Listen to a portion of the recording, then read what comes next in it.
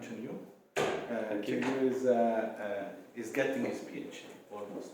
Yeah. At the RHUL University, London. And actually, I co-supervised in his project with Cathy Russell, and he's working on a few things that are quite relevant for us, mostly compounds in Chinese, with a focus on learning and semantics. And so since he will be here for a couple of weeks, we've invited him to give a talk about his work in London. So welcome Cheng-Yu, and thanks. Okay, thank you. Buon pomeriggio. Right, thank you for having me here. So yeah, today I'm going to basically go through all the studies that I've done in my PhD. So I would like to kick off my talk with this example. What comes into your mind when you see the word fish tank? Is it the picture on the left-hand side, or is it the one on the right? So in order to understand this interesting picture, we need to extract the meaning of the constituents. So we have the constituent, fish, and tank. But the thing is that there are also different meanings, multiple meanings associated with the word tank. So how do we select the most appropriate meaning in this context? And that's basically the focus of my PhD study. And I'm looking into this issue or this phenomenon, particularly in the Chinese writing system. So why is it interesting to look into Chinese writing system? Before I explain why, I would like to give you a really brief, quick introduction to Chinese morphology, or how Chinese characters and compound words work. So this is a sentence in Chinese, and it is composed of several Chinese characters. So, and the character is a basic unit of meaning. So for example, this character means this, and this character means flower, and this character means bottle. Okay, sorry, wait for a second. Yeah, okay, so this character means bottle. So maybe you will imagine like a Chinese reader will read a sentence, character by character, like this flower bottle. However, that's not the case. Instead, we tend to combine two characters together, or two or more characters together, in order to convey a specific meaning. So for example, in this case, if we combine flower and bottle together, then we will get vase. So yeah, so Chinese characters do not always stand alone, so we need to combine two or more of them together to form a specific meaning. And this is the most common word type in Chinese, which is called a two-character compound word, and it comprises about 75% of them. So right now, before we move on, I would like you to memorize the pronunciation of this character. So could you repeat after me? Hua. Hua. Yeah, great. So because I would use this example throughout the whole talk, so hopefully you can memorize it. And if I say like the Hua character, hopefully you can remind yourself with this character. So right now I would like to switch or swap this character with another character which is usually associated with the meaning flower. So what does it mean by flower money? So actually the character, Hua character, doesn't mean flower in this case. It means to spend. So if we combine these two characters together, it means to spend money. Okay, so right now I would like to swap this character again into another character, which is branch. And I would like you to give me an answer. So if you think this is flower branch, please raise your hand. Okay, you have to pick one of them. So either flower or to spend. Okay, if you think this is flower branch, please raise your hand. Okay, cool. If you think this means to spend a branch. Okay, how about other people? Okay, it's alright, yeah. So it makes more sense for us to generalize it in this way. So it is a flower branch. However, this means cuttlefish. So from this example, we can see that character meanings are highly dependent on the word context, and it can behave quite unreliably across different compound words. And also, just as you have done this little quiz, it can be quite hard for us to generalize, although we thought, okay, it's kind of straightforward, it must be a flower, it must mean flower, but it's not the case. And also it would be quite interesting if we can look at novel compound words. And by novel compound, I mean new combination of characters in this case. So for example, this is a example, a novel compound word in the Chinese writing system, it is composed of this hua character and also a character which is usually associated with the meaning class or lessons. So how would Chinese readers make sense of this novel compound? Would it be something like a flower arranging class? And the reason why it is interesting to look into novel compound processing is because it requires character knowledge. We can't just use a prior existing knowledge of the whole compound word. We need to use character knowledge. And also, it can be commonly found in our daily lives. Especially, for example, if we are reading, like fiction, we have like some novel words in this kind of context. An analogy in English would be like ice tank. So if we combine ice with another word tank, then what kind of meaning it could be? So for example, is it a container that has some ice, or is it like a piece of clothing that can give you some icy, freezing feeling vibe? So of course, we need to resolve the ambiguity of tank, so then we can combine them together with ice to make sense of this novel compound word. So the overarching goal, research goal, is to understand how Chinese readers combine meanings of parts into a coherent whole when the consistency of parts varies. And of course, first of all, we need to define what I mean by consistency in this case.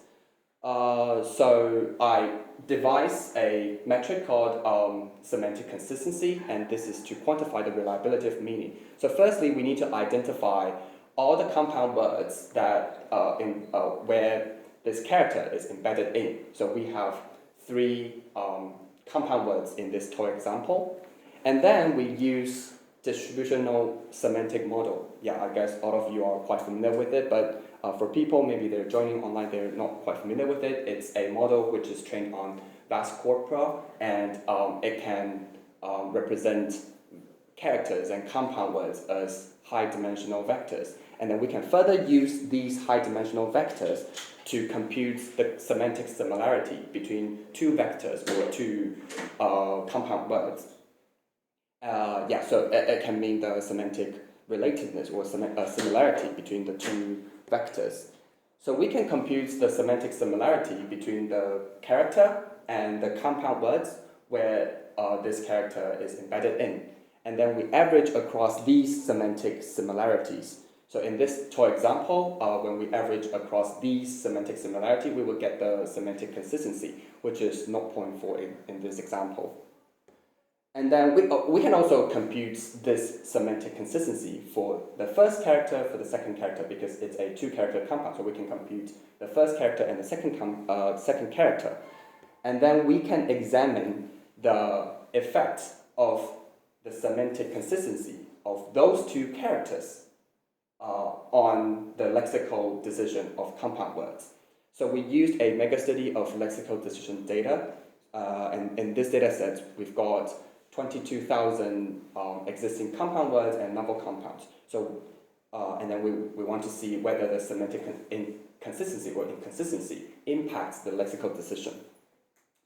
So this is what we have found. So if a compound word contains higher semantic consistency, whether it's in the first position or in the second position, the recognition of the compound would be faster. And on the other hand, we can also say that unreliable characters will slow down the recognition of the compound. And by contrast, if we look at novel compound words, we can see that if a novel compound contains higher semantic consistency, then the reaction time of rejection would also be slower. And this is possibly because that novel compounds containing reliable characters look less like real compound words. Look more like real compound words. So there's a typo. And so that's the reason why it makes it harder to reject them. So from this study, we can conclude that the reliability of communicating meanings is important, and it will impact the processing of both existing and novel compound words. So this suggests that character knowledge is applied during compound word processing. It doesn't matter whether you have prior existing knowledge, this kind of character knowledge or the reliability of communicating meaningful information will be important, or it will be impactful during the compound processing. And it also suggests that readers are sensitive to the meaningful information that they require through their experience with compound words. And this can be broadly in line with how we learn the concept. So for example, we can have, so when we were a kid, we learned the concept of dog, and we don't actually say, okay, by definition, a dog is an animal like with 4 legs or with fur or something. We just look at those exemplars or examples of dogs, and then we gradually build up the concept of dog. So similarly, we don't actually need to tell you, okay, what this character means, because sometimes it will be quite hard for us to give like an exhaustive examples of this character. So we need to learn from the exposure to the compound words. So it can be somewhat in line with a more general idea of how we learn concept.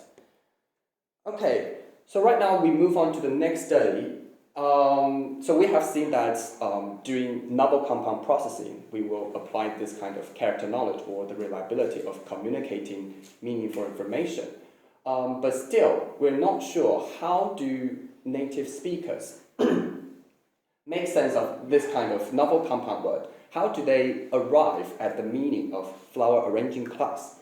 And this is the main aim of the next several studies. So in particular, we ask how do readers make sense of novel compounds, especially those containing misbehaving characters or those inconsistent characters. So firstly, we need to build compositional representations of those novel words because they cannot be easily found in those distributional semantic modeling. And I use the chaos model, so I guess most of you guys are quite familiar with the chaos model, but again, for people online, just a really brief introduction to how I built this compositional representation. And this is a fairly accessible way to introduce how I built up this computational model. So firstly, in this model, or in the typical classic distributional semantic model, I have vectors of constituents, flower and bottle, and also the vector of vase, which is the lexical representation of vase. And then I try to combine the vector of flower and bottle together to form a compositional representation. And the main aim of this model, of this computational model, is to minimize the difference of compositional representation and the lexical representation, so that the compositional representation can be best approximated to lexical representation. And after being trained on 20,000 compound words, I can use this model to create a compositional representation of flower plus bottle. So it would be somewhat similar to the lexical representation of vase. So that's the reason why I use a different picture of vase. But essentially you get the idea that the compositional representation of vase is slightly different, but it would be the approximation of the meaning of this novel word.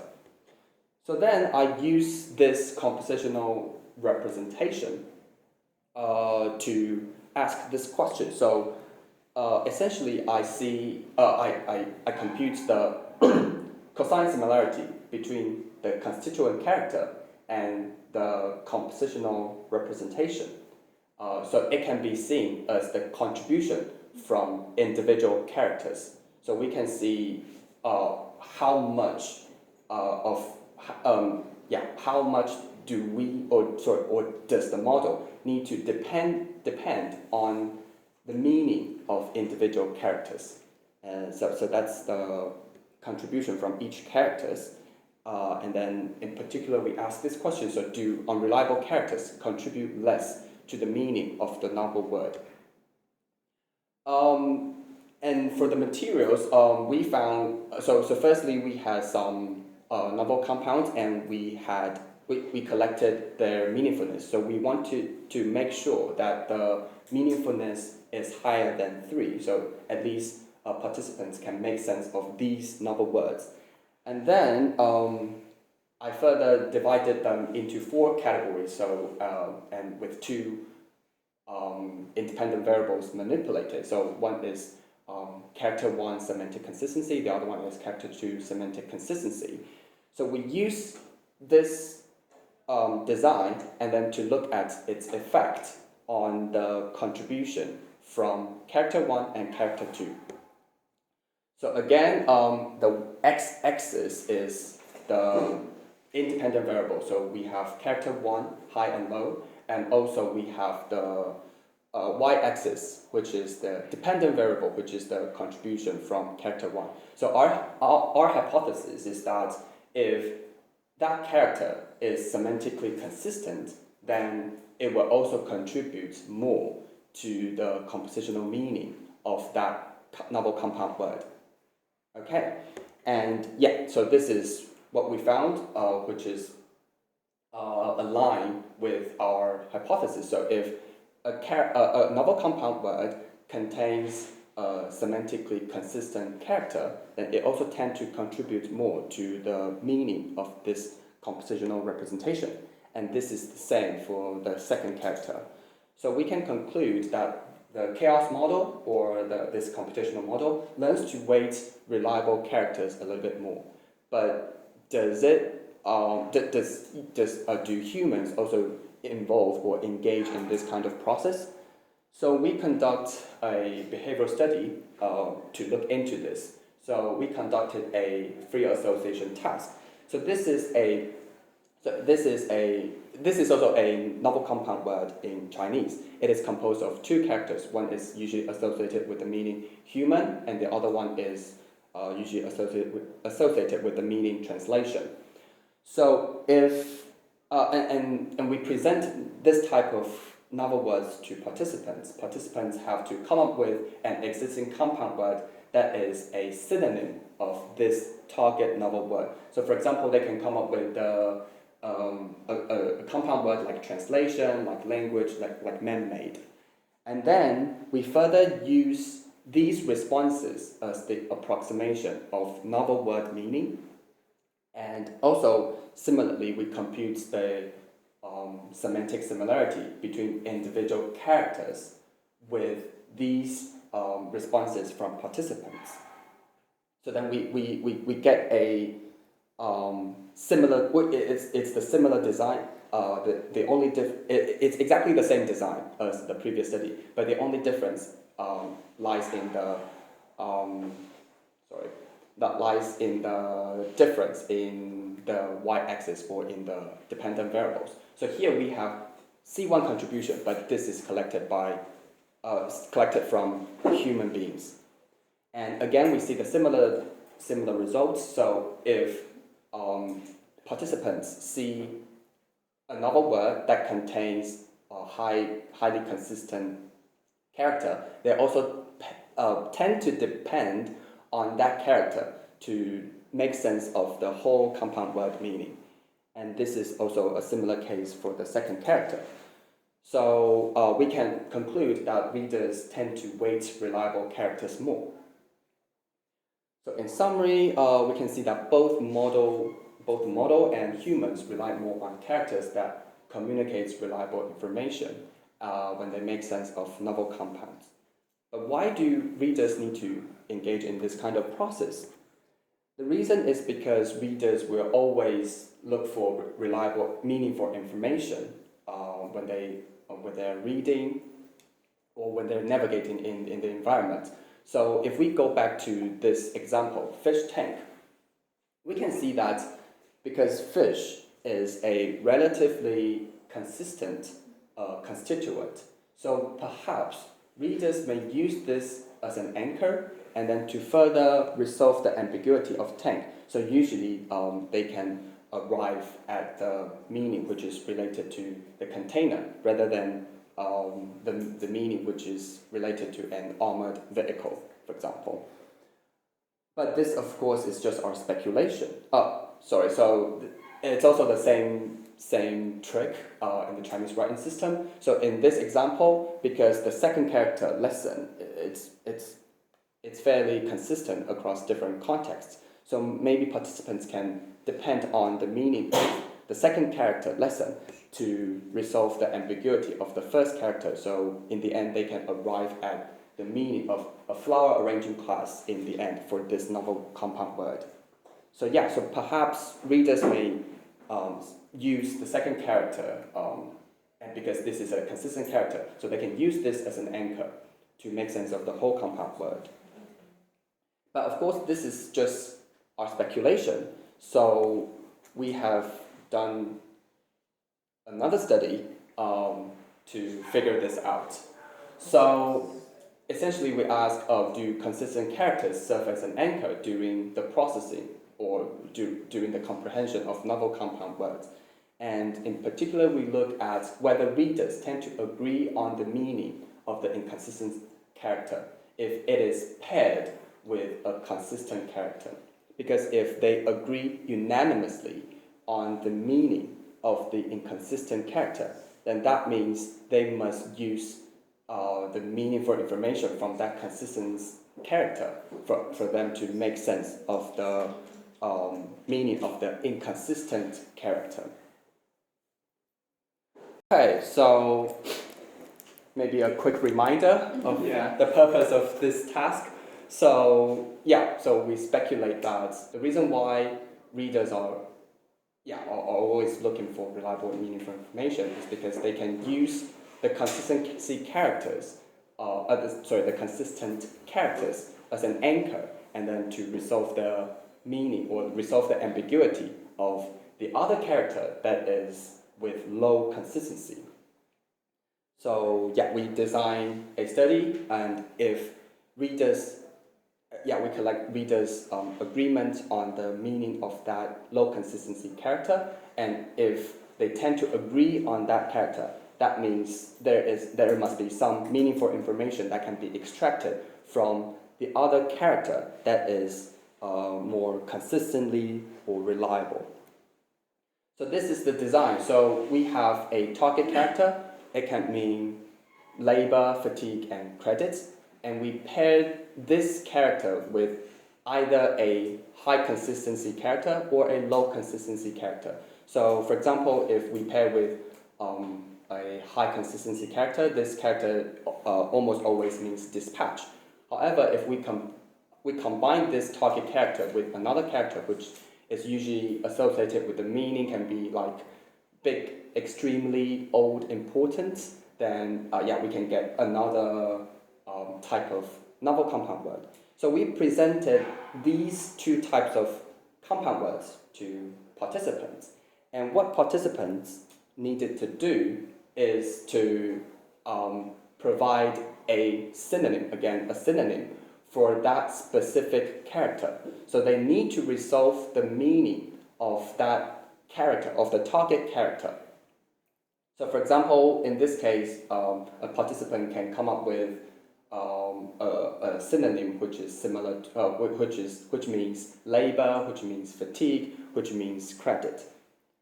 And then we can compute a centroid vector, which is to average across these responses or these response vectors. And we can see this centroid vector as the consensus of the participants. And then we can further compute the semantic similarity between this centroid vector and one of the responses. And we can use this I call it semantic agreement. We can use this semantic agreement to represent whether this participant agree with all other participants, or whether their response is in line with other responses. So just to give a really extreme example, so if all the participants come up with the meaning with labor, then of course the centroid vector would be labor as well. And then if we compute the semantic similarity between this centroid vector with their responses, it will always be 1. That means their response is 100% or fully in line with other people's response. So we can use this to see whether participants unanimously agree on the meaning of the character. And this is just an example of how participants responded. So, for example, as we have seen, this character can be associated with the meaning, credit, labor, or fatigue. So if this character is paired with a high consistency character, then most of them would say the meaning of this target character is associated with labor. However, if this target character is paired with a low consistency character, like big, old, and important, etc., then some of them, or half of them, would say this character is related to labor. However, the other half of participants would say this target character is related to fatigue. So in the end, the semantic agreement will also be lower in general. And this is the statistical analysis. So if this character, so on the left, if the target character is paired with a high consistency character, readers or participants tend to agree a little bit more on the meaning of that target character. However, if that compound word is paired with a low consistency character, then readers or participants tend not to agree unanimously or consistently across the participants. So to summarize, skilled readers use meaningful information from consistent characters as an anchor to make sense of the ambiguous character. And this also tells us, or this finding can also suggest that maybe, although as I have introduced at the very beginning of the talk, we can see that the characters' meanings can be quite ambiguous and it can be highly dependent. But maybe it's not as ambiguous as it appears or as it seems. So, and maybe it may be because Chinese readers can depend on those consistent characters. So the whole compound word may be more learnable than it appears. So this is just a really quick analysis on our corpus. So of course in the corpus we have all the two character compound word, right? And some of them is the combination of low character plus another low character. And some of them is high with low, or low with high, or high with high. And we identify some of them, which is characters composed of only low character plus low character. And we have seen that it's just about 5.4% of them. So it can tell us that even if we present some characters that can be, some novel compound words for children, they can still make sense of those characters depending on their knowledge they have been acquired through their early exposures to compound words.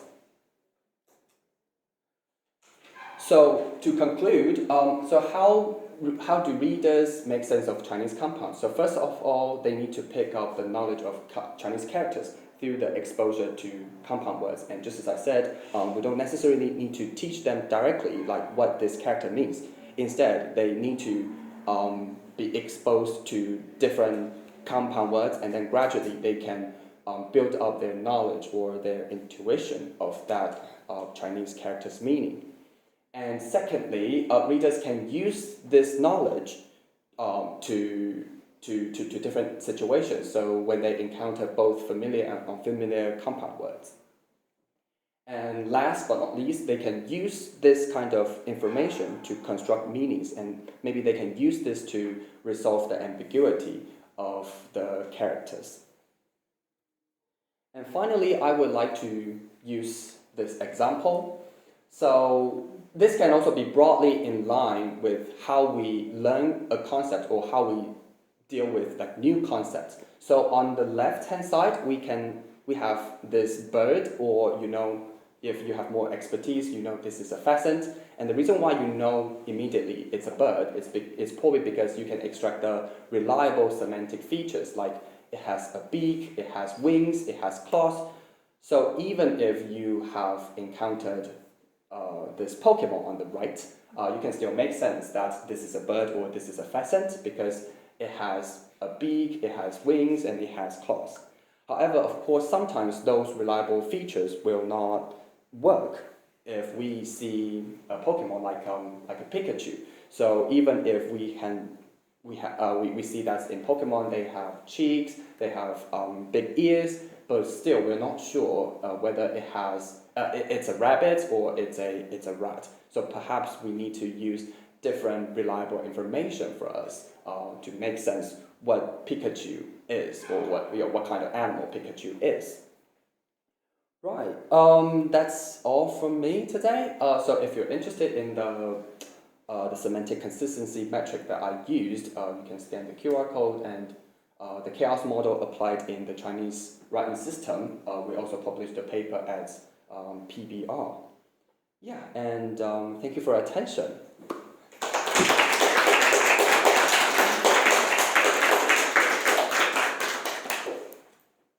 Thank you. Questions? Yep. As a Chinese native speaker, I think we can start with some questions. So it's a nice talk, and I think it's very, very nice. The figures and the structure is very clear. I have two questions. One is about the clarification on the concept of semantic consistency. Yeah. When you say lower consistency or high consistency, to me this concept is kind of confusion.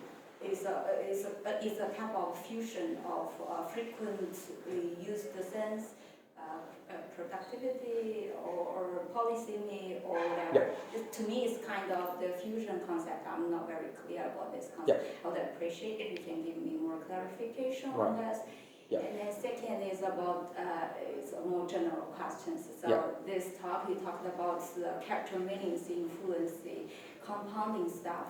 Do you think that the conceptual representation structure can also matters people learning compounding stuff, like modifier or had this structure roles?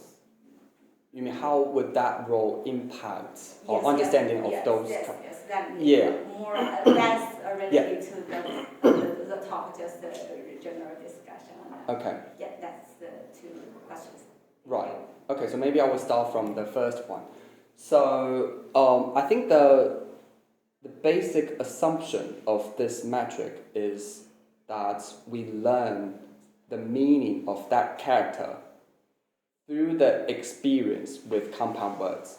So that's the reason why we firstly need to identify all the compound words containing that character, and then we compute the cosine similarity between that character and all the compound words, and then we average across them.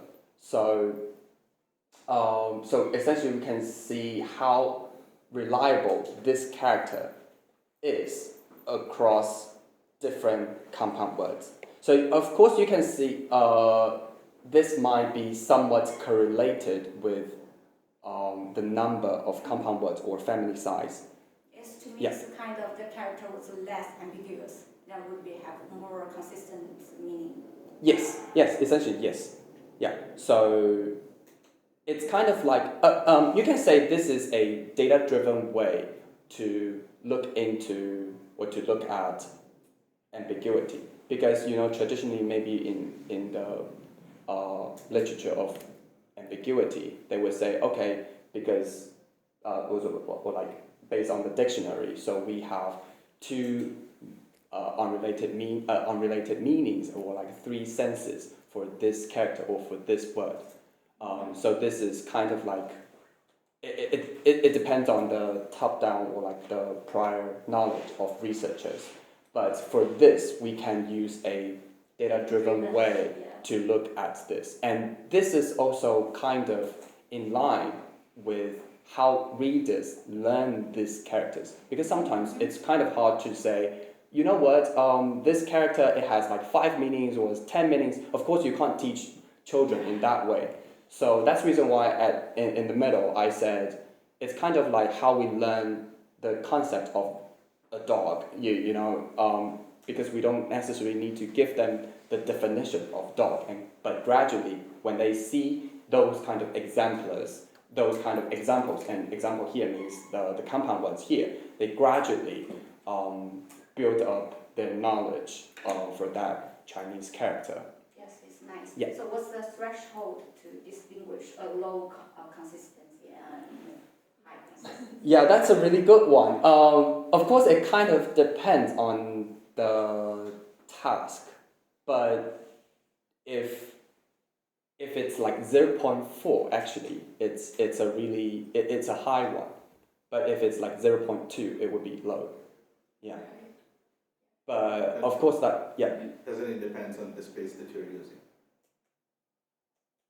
Maybe, but I don't think I have used multiple different other spaces. Yeah, but I argue that if you're using a different space, you might have very different scale. Yeah, of course. Yeah, of Take course. an absolute threshold. And of course, I didn't have a direct comparison with maybe English or other languages, but I think that in general, using the model, the word-to-vec model that I used for these studies, the cosine similarity or semantic similarity tend to be quite low. For example, if What's we the base model? it's the word-to-vec model. In fast test or? No, just not normal. Sorry, just skip grammar. Skip grammar. You trained the model from scratch? No, I used a pre-trained model, which is only based on traditional Chinese characters. Yeah, Sinica. by the Academia Sinica. Yeah, exactly. Yeah. That's the first question, and the second question. I've been asked these questions quite often. So this question is about whether the information, or the morphosyntactic information, for example, modified head structure, will kind of impact on this process that I'm looking at. Is that the question? Yeah. I think first of all, I need to say when I was training the computational model, the chaos model, I didn't distinguish the difference between modified head structure words versus verb object structure, and I think this is good in a way because when we're teaching children or when children are learning those kind of compound words, you won't necessarily tell them, oh, you know what, this is a modified head structure and that one is not, and this is also the rationale or the motivation for our study, where we apply the chaos model to the Chinese writing system, because traditionally we only know the chaos model being applied to, for example, English or German, and they have predominant modified head structures. But does the chaos model still work when it comes to the Chinese writing system, where we have multiple different, or we have higher variability of compound structure? And it seems that it works. And but of course there are more follow-up studies that we can have, to look into what is exactly picked up during the training of the chaos model, and to see how they what kind of statistical regularities or meaningful information that have been picked up during the training. I think the chaos model still considers the positional or structural roles. Exactly. Stuff. Maybe they are implicitly embedded in the scheme vectors. I mean, for sure in English and German. Here is more of an empirical question, right? We always have whether it would be good to have a unique model that, it has enough parameter maybe to capture the different add modified height or exocentric structure, or maybe you need 3 different models, or 4 even, with all the possible compounding structure and train them separately. I guess that the method is in the question, right? You can have either the first version where you like one model learn from everything, and another one where you have four separate models where you have decide a priori what will be the training sets and see which one works better and whether the added complexity is worth it. Thank you. Yeah, thank you. Other questions? Question, thanks for the talk. I had one question about this consistency and whether you consider the possible effect of competition. So you can have certain level of consistency, say 0.4, that comes from an average of 0.4 across all the possible relations, or the relations might be distributed differently, like in this example, 0.6, 0.4, 0.1. Yeah. Whether this would have, in your opinion, an effect on processing and in which way? I think that's the reason why I'm quite looking forward to like my visit here, because we're developing a large language model project. So we could possibly use large language models like BERT model to find the structure of different types of ambiguity. So maybe if we can characterize that, then we can possibly see the difference in different types of semantic ambiguity. And yeah, of course, I don't have a good answer here, but I think it will still be valid. I mean, even if we can see, some subtle difference between, different types of ambiguity, I think this still works. Apparently it still works, and I think this is still valuable because it kind of tells us how we learn those compound words. So maybe we will form like a basic or like a general idea of that character, and then or like the general or like a more abstract meaning of that character, and we can base on that, or we can use that as a starting point to make sense of the whole compound word. So I think this is kind of like the prototype model of concept. So because we have learned across different examples or different compound words in this case, so we form a abstract meaning or abstract concept, what you can say abstract knowledge of those characters, and then we can further depend on this knowledge for compound word processing. Right, thank you. Can I ask a very stupid question? No stupid questions at all. I mean, like, does it matter? I mean, like, what goes first, what goes second in compound? I mean, like, what's more important? It does. Yeah. Well, I think it's somewhat related to the modified head structure question. And I would say around maybe 50% of them, or maybe 60% of them belongs to the modified head structure.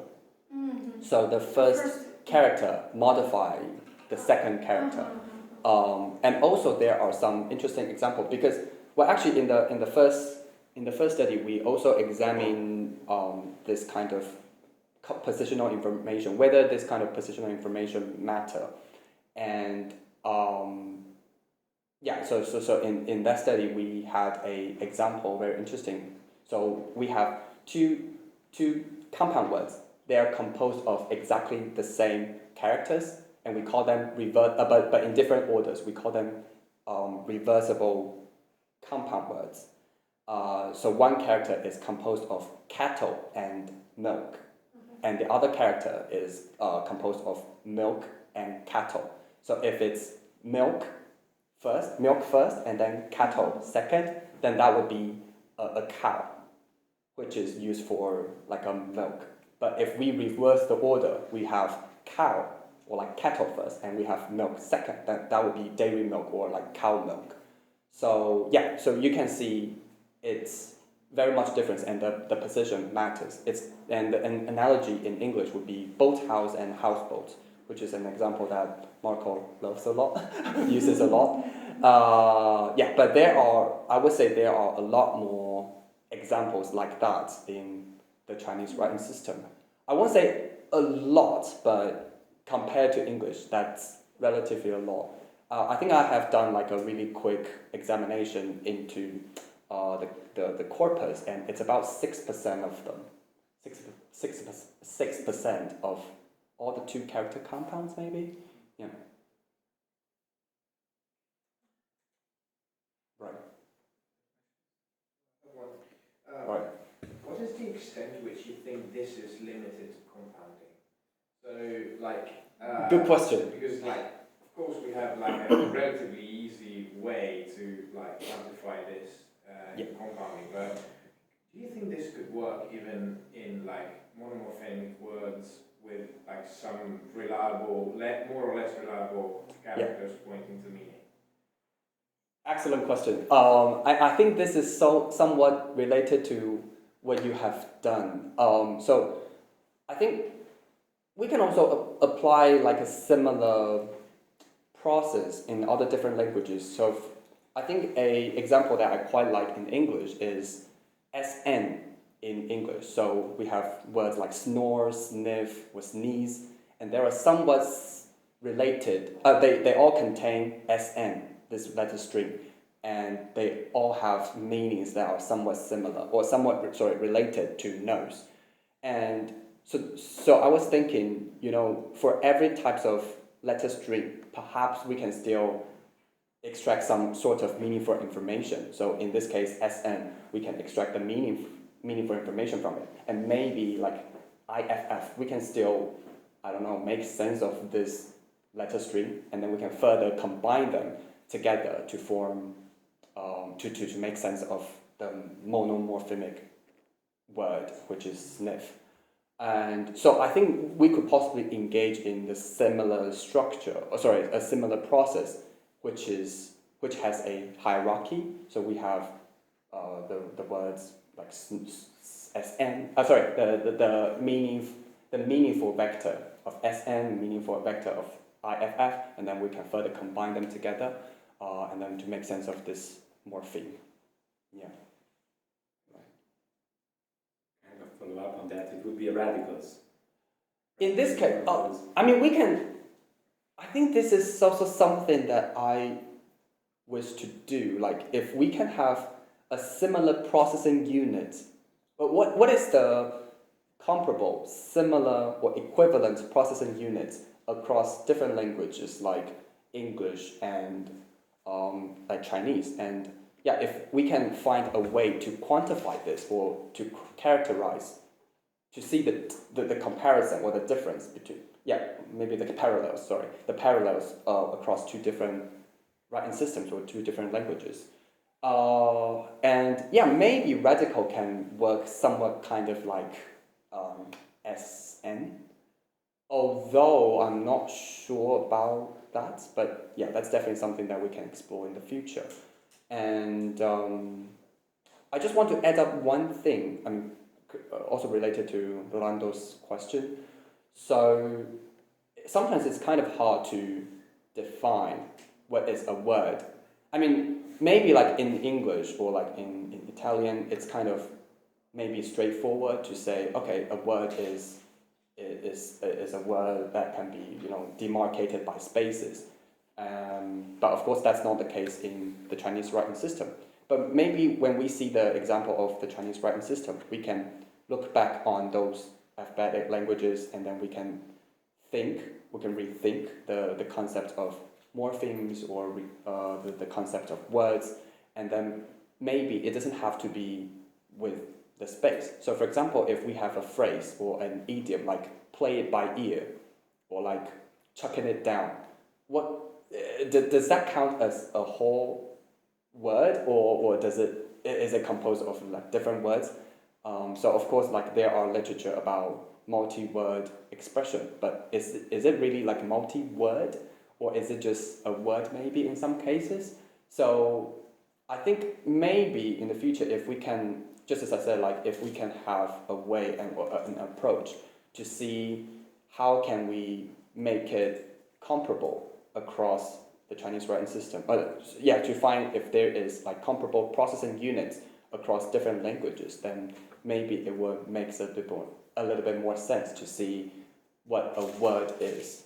maybe we don't need this concept at all. We can discard it and we can say, we can just use a vague term like processing units, I don't know. So maybe that's a word not in the dictionary, but a word in our mind, that is the processing unit when we see those words, when we encounter those words. Yeah. Do you think that we can skip the radicals and go directly to the individual strokes? To strokes? Oh. I think that. I mean, I don't think so. Yeah, my intuition is, I don't think so. Because sometimes I even, okay, so there are some studies claiming that, okay, we would possibly process and we would possibly use those radicals for example, for their meaning, for their sound. And I'm not sure if I'm fully convinced by those kind of studies. Maybe not all of them. The thing is that this is just my own perspective, and maybe Jin has a different perspective. And also I have this kind of conversation with the postdoc who also knows the Chinese writing system, and we also have this kind of discussion, like whether those kind of radicals are important. And I think it kind of depends, but I think the reason why they're not that useful, or not that informative during reading is possibly because we don't coin new words or new characters. We rarely do this. So they're not that productive. So of course, if you really want me to make sense of a character, for example, I can use, so this is the semantic radical, which is related to grass, and below this is the phonetic radical, which is related to the pronunciation hua, which is pronounced hua. So it somewhat provides a phonetic cue. So of course we can use this semantic radical, to produce some words, to produce some pseudo novel character. And what I know is that, they're somewhat related to grass, but I of course don't know the exact meaning. I don't know if it's, for example, related to lavender or related to whatever grass or whatever plant. So I think that's probably the reason, because this is not too productive.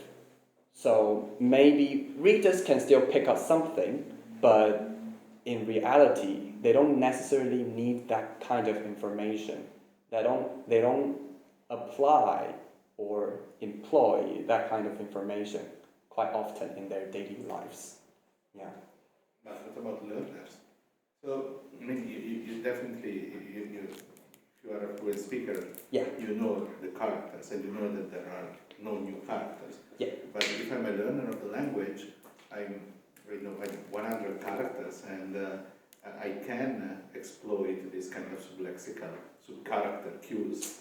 Yes. Or I would tend to rely more on this kind of sub-character cues, right? Yeah, that's true. Yeah. So what I said about those researchers on radicals, if it is about developmental readers, then I think I will be more convinced, of course, because for developmental readers, they are just newly exposed to the writing system, so they need more data and they need to accumulate more experience with those characters. So I agree that in that kind of cases, developmental readers need to depend on their knowledge of those radicals or even strokes.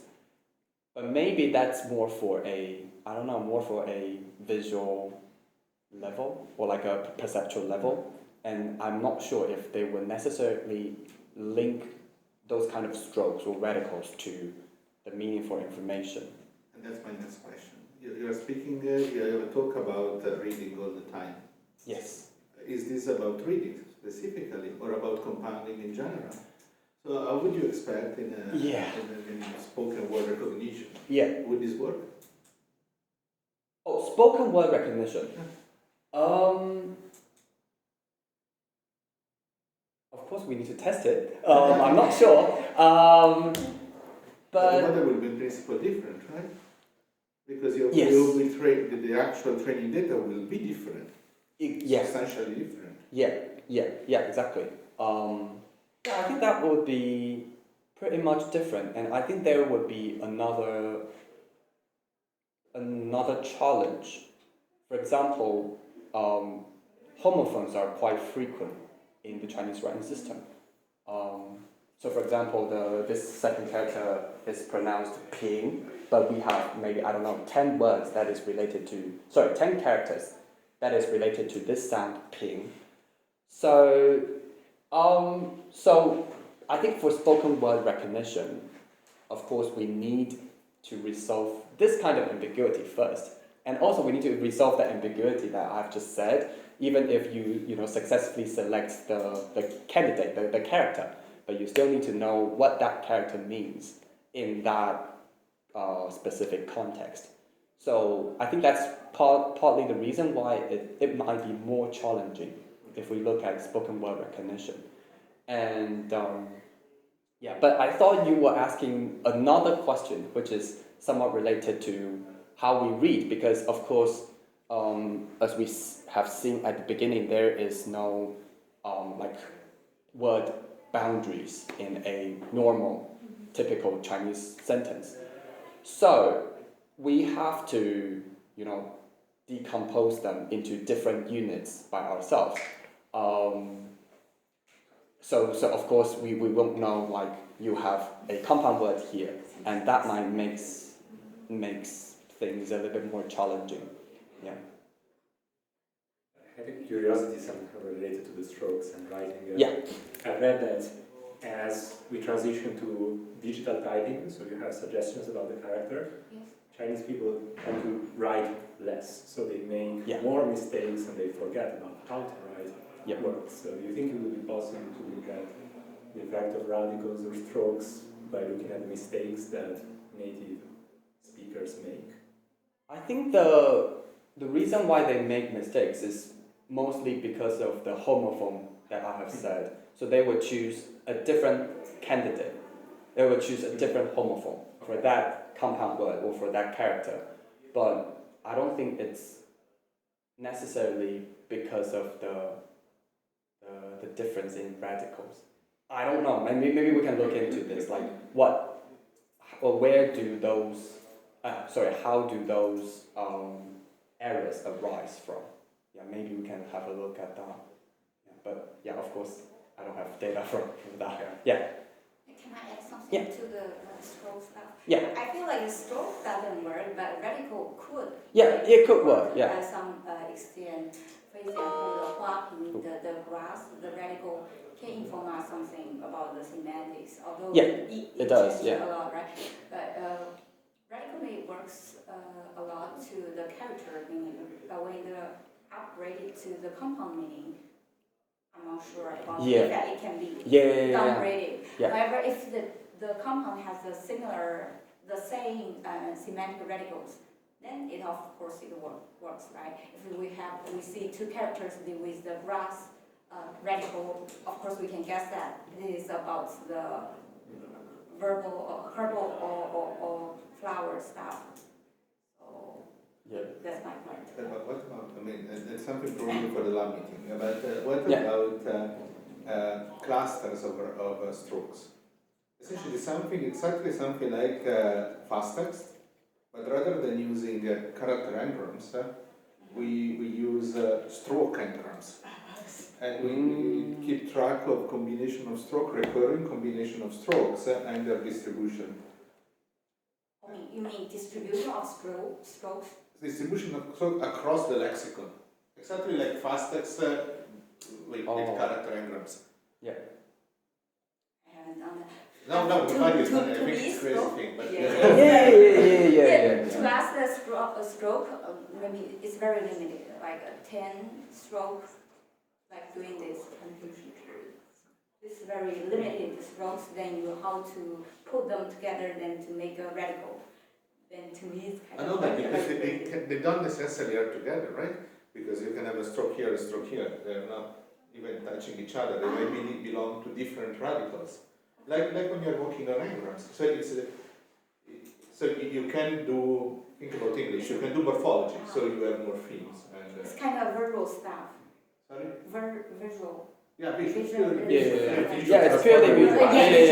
With Yeah. practice basically. Yeah. I think what Martha says is like we have a flat line here, Yeah. and we also have a flat line here. Yeah. So maybe, and we also have a flat line here. So maybe they have something in common and You can do it with across the different characters. You can do it with the end. Yeah. I mean, they're doing it on the So sound without side. what? On the sound side. That's different. So you just need a way to like characterize the strokes. Yeah, you need to parse the character. It's a visual thing, and then instead of having trigrams, you have strokes, and then you build up the matrix just as you do with trigrams. I mean, you can go also full visual, right? And they like Yeah. visual model and like they are images, but I would like to be higher than that. Your other way But to could it be difficult to define when a stroke starts and ends? No, I guess? that's No? quite well defined. Strokes are well defined. They're well right? defined? Strokes are Are From well left defined. to the right and to from down up to down. But Okay, there but are like- some things that are strokes if are like these and But like in Ah, that, this is in that soft example, couple. in that example, what are the strokes? You mean these? Yes. These. I mean, Yeah, how many yeah. strokes would you? I mean, with the Identify issue, it's well defined. Now, Yeah, I think it's some. No. It's well defined. Yeah, you mean like the there are 8 types of Okay, strokes. I see. Okay. And it can be, and I mean, there must be some database that we can use for that. I only know that there are some models that use maybe like computer vision. So But even above computer vision, just Yeah. databases of strokes, so that all the app Yeah. that you have to learn to To write, copy. you have Yeah. first to go this stroke, then this stroke, Yeah. then this one. They must work on some databases, right? yeah. But yeah, but this is for the lab meeting. So. Okay. Yeah. Sure. Yeah. Last question. Okay. If there are no others, which is a high level question. Conceptually speaking, you have pre-question.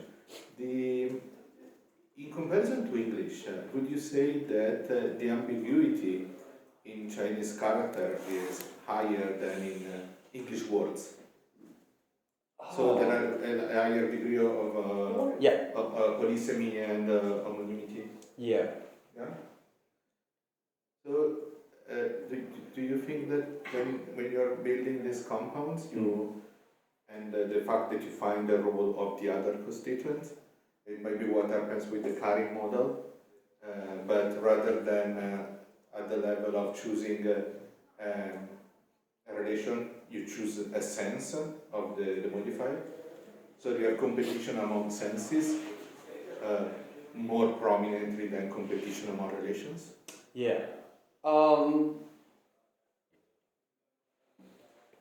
Okay, so of course, like in these studies, we don't look at the relations between constituents. It's more about how we select the contextually appropriate meaning for characters. So that's first of all. And secondly,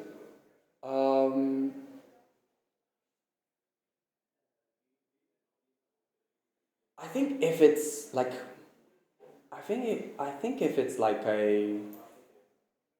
but I think it's kind of hard to compare with English because we have, for example, derivational affixes or derived words. We have compound words in English. We also have like monomorphic words in English. So I'm not sure if like how can we have a fair comparison across these two languages? But I think just as I said, like if we can, I don't know, characterize the processing units across different languages, then maybe it would be easier for us to have a comparison. Yeah, I'm not sure if I can have a good answer to this question at the moment. Maybe I can help. So basically, Okay, the thank you. ranking system character are the basic unit that carry the meaning and form. This is a form meaning pair. So to us, the character usually carry multiple meanings for convenience. And when you go up layer to the word, which means that a single character can be a word, or two character can be a word, or multiple word can be a word. For the single character word, there must be more, polysemous than English word.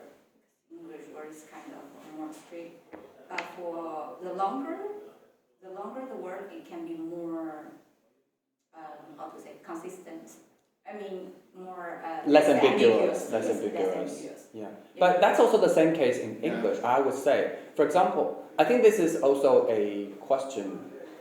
an interesting question that has been raised when I was giving a talk last week, and they said perhaps the consistency is somewhat correlated with the complexity, like visual complexity. Yes. So for example, in English, we have the word run, we have the word make or do, and they are very ambiguous because you can put them in like so many different types of phrases, like I run the company, or like he runs the election, or the river runs, I run to somewhere else. So yeah, run can be super ambiguous across so many different contexts. And maybe that would be the similar case in the Chinese writing system as well. But if we have a longer English word, then at most of the case it is composed of different morphemes. For example, mistrustfulness, then it's kind of straightforward in that kind of case, because we can decompose them into different morphemes quite easily and make sense of them. So I'm not. I think of course it's a general case where we have less ambiguous meaning if the letter string is longer. But yeah, I don't know. Maybe it would be similar in a way. Yeah.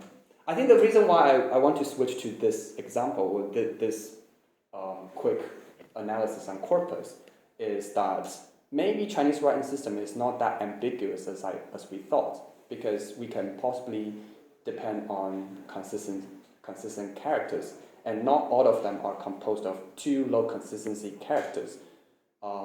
So in a typical Chinese sentence, we can possibly use different characters to make sense of the compound word, or to make sense of the whole sentence. Yeah. So would you say that consistency would also predict the processing of the character in isolation? Yes, this is what we have proposed. It's just a proposal, haven't been tested. So yeah, this is an example. So yeah, there's no like word boundary in the Chinese writing system, and so this sentence reads, "This vase is really pretty." So if we combine this and flower, it kind of makes sense. But if we combine like bottle and real, then it may not really make sense. So maybe participants can use this kind of strategy to make sense of this sentence, and to say, okay, this way to dissect characters, to dissect this Chinese sentence makes more sense if we combine flower and bottle together, which is vase. So perhaps they can use this kind of compositional process to help them to demarcate a sentence into different chunks or different units. But we still need to test it in the future. Opposite direction, right? In principle. So if your interpretation, if your idea is that compounds are intrinsically learned characters are intrinsically learned in compound context. Yeah. So the way you learn a character is strictly associated to where it appears in existing compounds, and you measure these with consistency at a semantic level. Then this might affect the processing of that character, even when you see it in isolation, just by itself, at the center of the screen. So some of these characters can stand alone, right? Yes. Okay. So if you take a character that can stand alone and has high consistency in compounds, Yeah. might be easier to process than another character that can stand alone, Yeah, but yeah. is low consistency Yeah. in compounds. Yeah, of course. I think maybe there are some studies examining this. Let me something in English. So there is a classical study by how complex a simple word can be. Yeah. Okay. That is about family size in that case. Yeah. So it shows you that family size of a Yeah. compound affects, Yeah. of a word affects its processing in isolation. But this is a bit more sophisticated in approach, and I don't know, I mean, it can be worth testing it. Yeah, I think so. But yeah, of course, we need to turn to, for example, eye tracking techniques for Why natural not? sentence That reading. Oh, you mean like decision. for the natural? Oh, lexical decision. Character decision. Oh, character decision. Existing versus non-existing characters. Yeah. There might be some data There in is. one of the lex ch. One I think is single character, Yes. and I think they also have pseudo characters there. They have right? pseudo characters, existing characters in that way. I So don't- you already have. There are studies like that. Yeah, it's just a data set. Yeah. We just wanted to make a test. So Yeah. But you already have the data. Yeah. It's really Yeah. a matter of running a regression model. Yeah. It shouldn't be too difficult. Although I don't know, sometimes it would also be interesting to think about the difference between the lexical decision on compound words versus lexical decision on characters. Because for characters, maybe pseudo characters look too strange. So for the most of the time, it would just be visual complexity or visual, some visual level variables. But on the other hand, if you find the effect in that situation, is even more convincing. Yeah, might be. It Yeah. depends on how pseudo characters are made. Main. Yeah, exactly. Yeah, exactly. I think Which is exactly the same as non-word. Yeah, in English or in Italian. Yeah, I think exactly. in that case, more a random combination of radicals.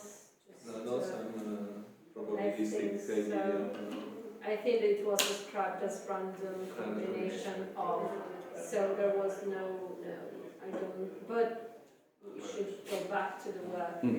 Yeah, that's true. Yeah, I think it would also be interesting to see whether different types of pseudo words or pseudo characters can influence But could you, the lexical decision latencies.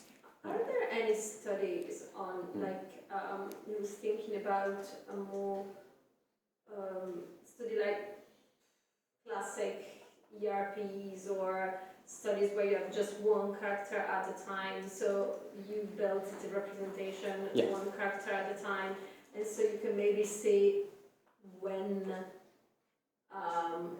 will start to make sense and how, if you just present them with these two, the first two, maybe you have a representation, there comes another one, so it's okay, no, I have to adjust it because now it makes more sense than what I was doing before. So, if it's something connected to processing, right, you could study it in principle, just one character at a time, be more incremental than just having the one character or the two characters and compare the two combination to see how it actually works when you're reading. But just instead of presenting the full line, just one character at a time. Similar what you're doing with classic surprisal studies or... You have this kind of effects in eye tracking, right? Yes, but I think But most you of them get are not one self-paced. at a time. In Yeah. tracking, usually you get the full sentence, right? Instead, I think if it's like a MRI study, I think they have this kind of presentation, So like in serial, one at a it's time. only one character. So even if the target word is two characters, do you get they will one character? Yeah, they will still Okay. have one like at a time. Yeah, I think Okay. but I'm not sure if there are ERP studies like this. And I think the reason why they present this, is just possibly because they want to manipulate something maybe in the middle, and of course it's about the timing or the time sequence in the FMI study. So that's the reason why they need to use that kind of presentation. Although I'm not sure if that presentation is naturalistic enough, because of course we don't read like a character by character, as I said Yes, at the very but beginning. even, I mean, even Yeah. in when you're and English or Italian, Yeah, yeah, it's yeah. really unnatural to see Yeah. one word at a time. Yeah, exactly. But it might be actually useful in this case Yeah, I see. to see when you start to believe that that's a word that you're reading. Yeah. Okay. Very good. Are we calling it a day? Yeah. Okay. Yeah, that's good. Oh. Too soon. Yeah. So, right, thank you for joining us online.